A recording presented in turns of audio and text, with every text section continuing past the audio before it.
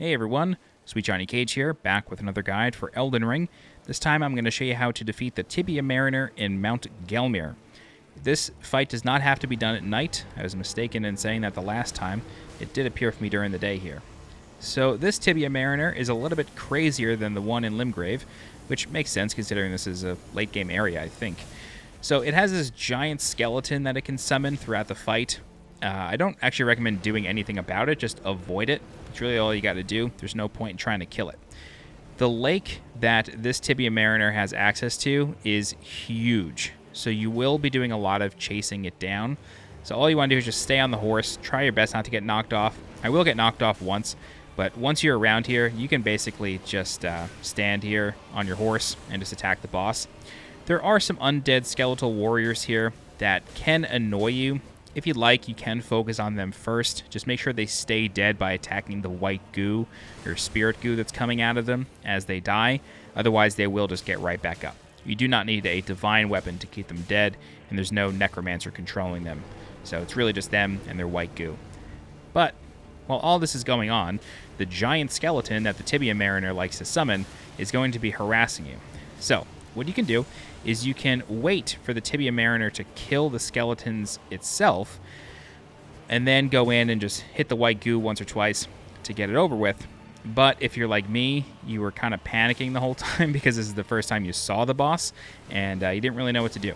So the boss has a couple of physical attacks. It can also like spray this spiritual water at you. That will also deal damage, so you got to be careful of that. Whenever you see a pink aura come out of the boss's horn, that means that the giant skeleton is going to be summoned. So that is something you got to watch out for. As you can see there, I did get knocked off my horse. Not a big deal, though. It didn't kill it. I was able to summon it right away. But because I got so annoyed, I just decided, you know what, let me just wail on the boss for a little bit. All right, so when the boss puts its horn all the way up in the air, it's going to eventually slam it and deal a big AoE damage ring. So you can just jump over that or just move away to avoid it for a little while. So here comes the big skeleton again.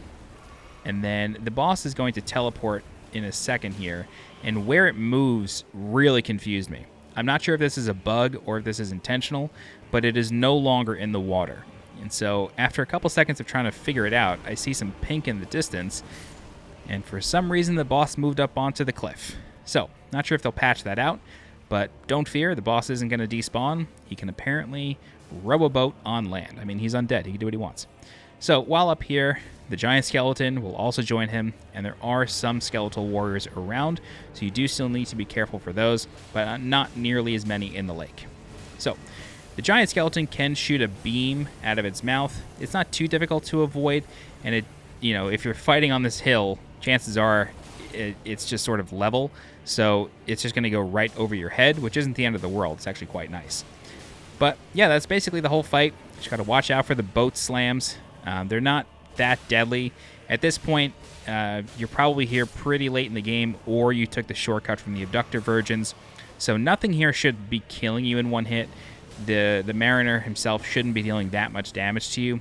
Maybe the giant skeleton's breath, if you get caught in it, can deal a decent amount of damage, but that's really the only thing you should have to worry about.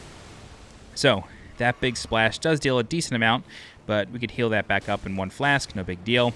And then we get the last few hits on the boss, and that's it. That's the Tibia Mariner of Mount Gelmir, and the skeleton goes along with him. You will get a death root for your troubles, so go feel free to trade that later. And then you also get the Tibia Summons Spirit. And that's it. If you have any questions, please feel free to leave a comment. I'll do my best to help you out. If you're looking for more guides for Elden Ring, please subscribe to the channel so you get alerted when new guides go live. If you're interested in supporting the channel monetarily, please consider becoming a channel member by clicking the blue join button below this video. Don't forget to follow me on Twitter and join my Discord. The links for those are in the description below. As always, I'm SweetJohnnyCage. Thank you so much for watching, and I'll see you next time. Bye-bye.